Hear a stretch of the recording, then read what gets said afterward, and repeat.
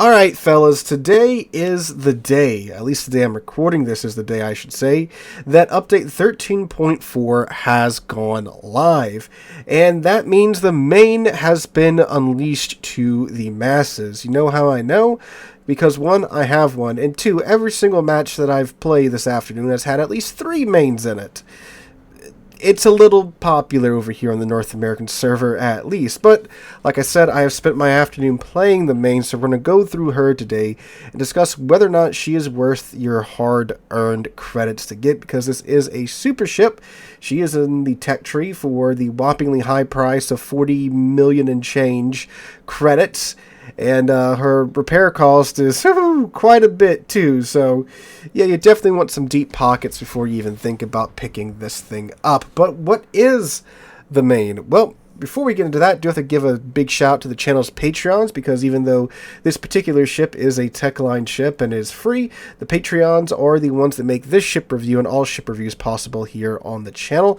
I'm not a CC, nor supported by or affiliated with Wargaming in any way, shape, or form, so that's why you're getting my main video now and not, what, like 2 months ago when the other CCs got to make their main videos, right? So yes, supporting the channel via Patreon is the best place to do so, besides just, of course, watching the streams and videos. Massive shout out to those guys whose names should have just appeared up on the screen now.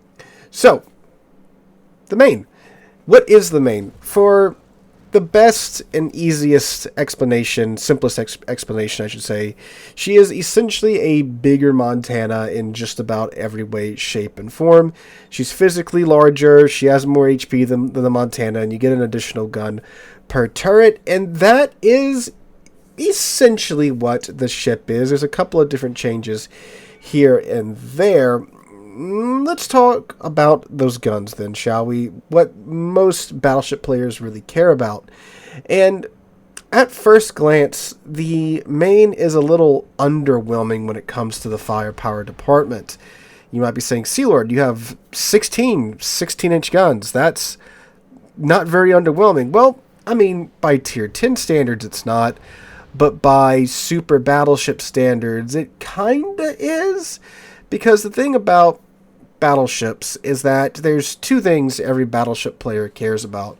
One is overmatching, and the other is alpha damage. Now, overmatching is the ability for your shell to simply overmatch the enemy ship's armor, meaning that it doesn't really care whatever thickness the armor is, the shell is going to go through it. That's why ships like the Yami are considered to be so good on that alone, because her 460mm guns can overmatch 32mm of armor, which is the last common armor threshold in the game, which means that the Yami doesn't really care too much about what your armor is, because there's a good chance it can penetrate a fairly large portion of your ship's armor scheme, because when you get to tier 10, 32mm is the common armor threshold. It's what most of the battleship extremities, the bow and the stern, are made up of, so it can go right through there and do consistent damage to your ship. The 16-inch shell that the Maine fires cannot penetrate very much when it comes to super battleship standards, because you're constantly matched at literally the highest bracket, because you're essentially tier 11. So, except for some light cruisers and, some other cruisers, depending upon their armor scheme, there's not really a whole lot you can overmatch with the 16-inch caliber gun that you get with, like, the Montana and the Maine. And this thing has 16 of them, which does kind of make up for it, but when you compare that to other super ships, the other super ships that we have that have larger guns or other ways to make up for that, it's a little underwhelming from that point of view. But don't get me wrong, the firepower is definitely there, right? Like 16-inch guns, that's not nothing. It's just, by super ship standards, a little on the lacking side when it comes to the ability to overmatch, right? And you will find yourself, because of that, spamming HE a fair amount in the Maine. Another thing is that the shells that the Maine fires are the exact same shells that the Montana fires, with the exact same, air drag coefficients and such. So that means these 18-inch, not these 18-inch, these 16-inch shells at longer range, they're going to take a couple of days to get there, it's going to feel like. And when you're playing super ships, a very, very large portion of the match is typically taking place at like 18 kilometers plus, because that's just how, high tier games are. And with the slow AP shells that you have on the Maine, you're not going to be really doing fantastic at that range unless your target's just sitting broadside or isn't paying attention, because by the time your shells get to 18 kilometers plus with the Maine, or really any of the higher tier American battleships, there's so much time for the enemy player to react, either naturally or just unnaturally. They just tap D on their keyboard and now they're turned slightly off, and that's throwing your whole salvo off. But the HE, on the other hand, it has much better flight characteristics than the AP. So at range, it kind of works out because you do have 16-inch guns with decent HE. I mean, it's not Conqueror or British BB levels of HE, but it's still pretty fine. Like a 36% fire chance on 16 shells, you're going to be starting fires mathematically so, right? And they travel at 820 meters a second versus the 762 meters a second that the AP shells that the AP shells have to deal with. So they're faster, a little bit more comfortable to deal with at range, and that's typically what I found myself doing. Now, the air drag coefficient is actually worse on the HE shells, but again, they're faster, so a little more comfortable. So it kind of all works out at the end. So if you're going to this wanting to be, a battleship that just uses AP and just overmatches everybody, it's definitely not the ship for you. But you've had to get to the Montana and play the Montana, so you're probably used to that at this point. But that's what I mean when I say the guns are a little underwhelming. Now, from medium range in, like 16 kilometers in, they're great. They're fantastic, right? Because if you catch someone's broadside, 16-inch shells, they're going to have a very, very bad day indeed. And even if you don't catch their broadside, with just, the amount of shells, you're going to be chunking their superstructure, their extremities and such, for a decent bit of damage either way from medium range. So that's pretty nice. Now, the guns are less accurate than the Montana. You get 1.7 Sigma here instead of 1.9, and a 35-second reload on top of that. So it's not great, not terrible. If you have Adrenaline Rush, and if you have Halsey, it's not going to be a big issue, because as you take damage, your reload's going to tick down. And when you get Confederate, which isn't really an overly hard thing to do in the Maine, you're going to pop Halsey's Confederate skill, then you have a nice fast reload at that point, which gets a little goofy, which, given some other mechanics of the ship, you could do a, Fearless build on it. Is that what the skill's called when you're on fire? You get the buff to your reload time. You could very much do that and have a pretty goofy ship here. So the guns are solid, in my opinion. They're going to struggle a bit at range, but again, if you've played the American Battleship tech tree, you know what to expect here, and that is just something that they have to deal with. But from medium range in, it is quite terrifying. Now, where this ship really, really gets ridiculous is the armor. Well, not really the armor, the survivability, I should say. The armor is, it's a bigger Montana, right? So more of the same there, but bigger, and 115,000 HP. But the combat instructions is what really pushes this thing to the next level when it comes to survivability. Unlike most of the other super ships in the game that get some type of accuracy bonus or reload bonus or extension to their main battery, to the secondary battery firing range with their combat instructions, the Maine's combat instructions gives you a 65% buff to, it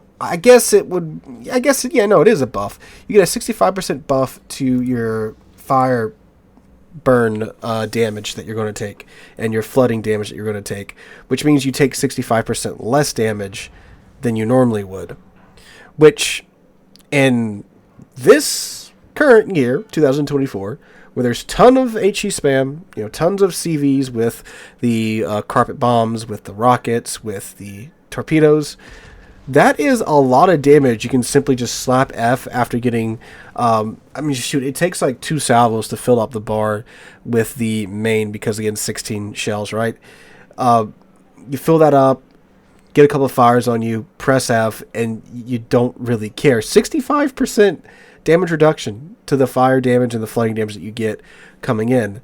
That's That's pretty nice, which leads to you being able to survive for far longer than you probably ever should in a similar situation if you were in any other ship, right? Obviously.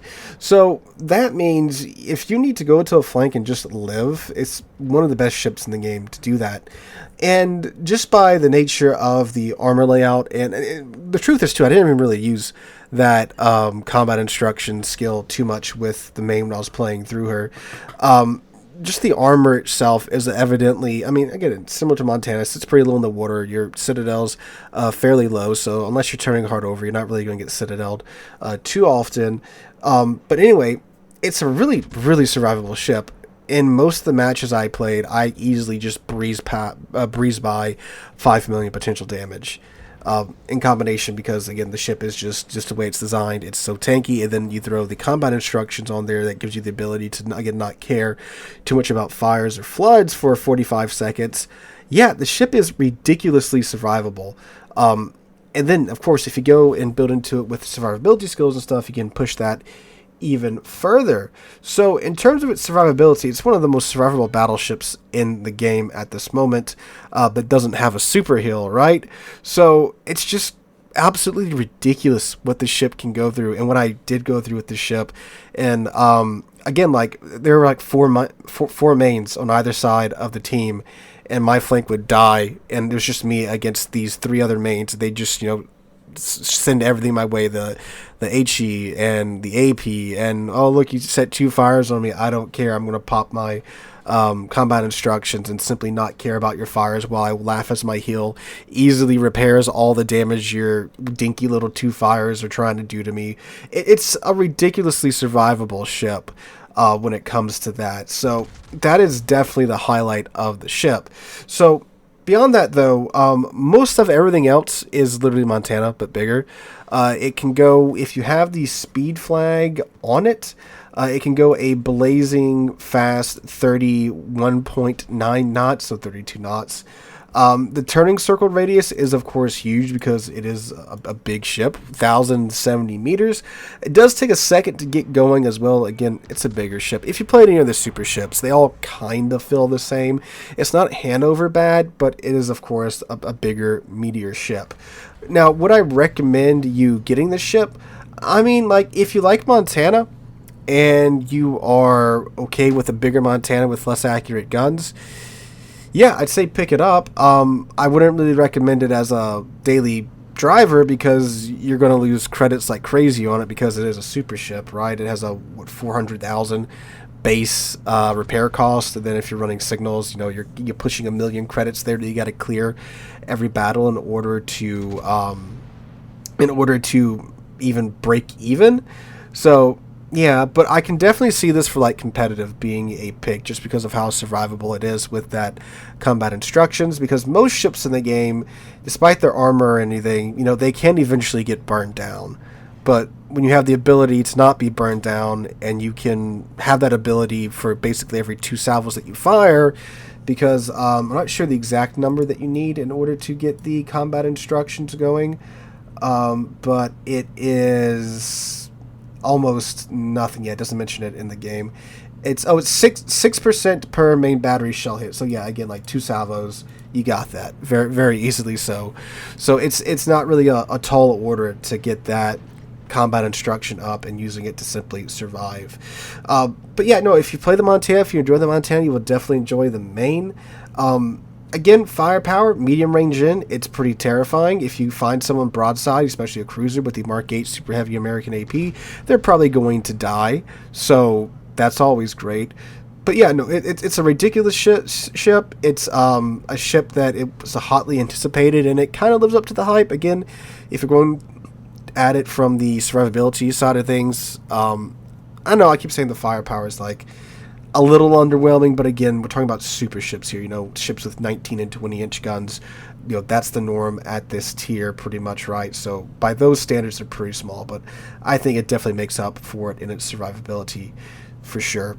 So guys, let me know what you guys think about the Maine. Are you planning on picking her up? Yes or no? Leave a comment down below.